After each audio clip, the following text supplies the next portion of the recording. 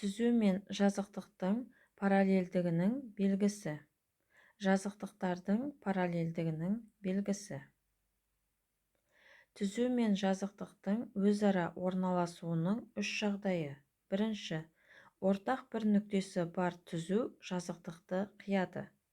А түзуі қиылысады альфа жазықтығымен А нүктесінде. Екінші, ортақ нүктелері жоқ түзу және жазықтық параллель. А түзуі параллель альфа жазықтығына. Үшінші, ортақ нүктелері көп түзу жазықтықта жатады. А түзуі тиісті альфа жазықтығына. Анықтама: түзу мен жазықтықтың ортақ нүктелері болмаса, олар параллель деп аталады.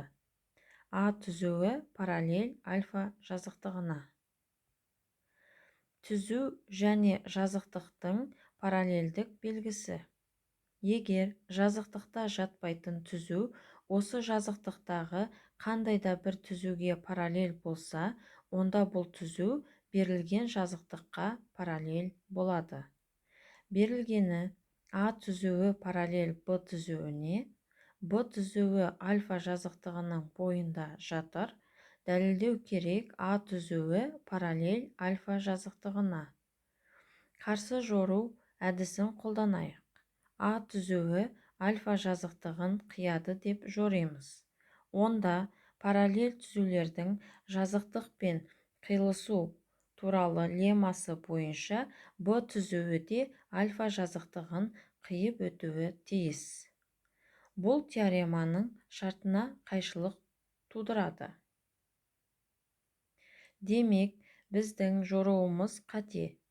А түзуі параллель альфа жазықтығына, Б түзуі альфа жазықтығының бойында жатыр.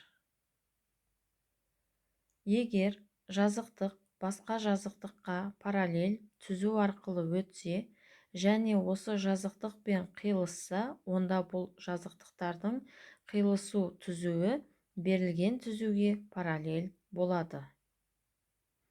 А түзуі параллель альфа жазықтығына, Б түзуі параллель альфа жазықтығына. Егер параллель екі түзудің біреуі жазықтыққа параллель болса, онда екінші түзу осы жазықтықта жатады немесе оған параллель болады.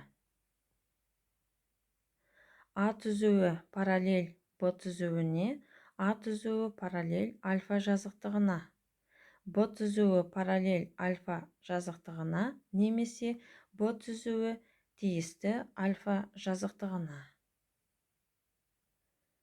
Анықтама: қиылыспайтын, яғни бірде-бір ортақ нүктесі болмайтын екі жазықтық параллель жазықтық деп аталады.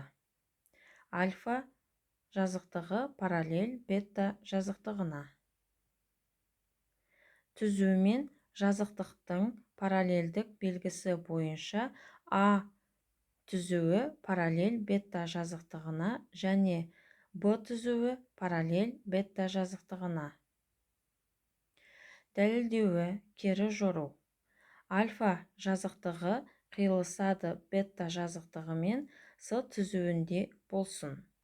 Бірінші, онда А түзуі параллель бета жазықтығына, өйткені А түзуі параллель А1 түзуіне. А1 түзуі тиісті бета жазықтығына. А түзуі тиісті альфа жазықтығына. Альфа жазықтығы мен бета жазықтығы қиылысады С түзуінде. Демек, А түзуі параллель С түзуіне. Екінші, Б түзуі параллель бета жазықтығына, өйткені Б түзуі параллель Б1 түзуіне және Б1 түзуі тиісті бета жазықтығына. Б түзуі тиісті альфа жазықтығына, альфа жазықтығы мен бета жазықтығы қиылысады С түзуі бойымен, демек Б түзуі параллель С түзуіне. Үшінші, А түзуі мен Б түзуі параллель, онда М нүктесі арқылы С түзуіне параллель А және Б екі түзуі өтеді. Қайшылыққа келеміз. Олай болса, альфа жазықтығы мен бетта жазықтығы параллель.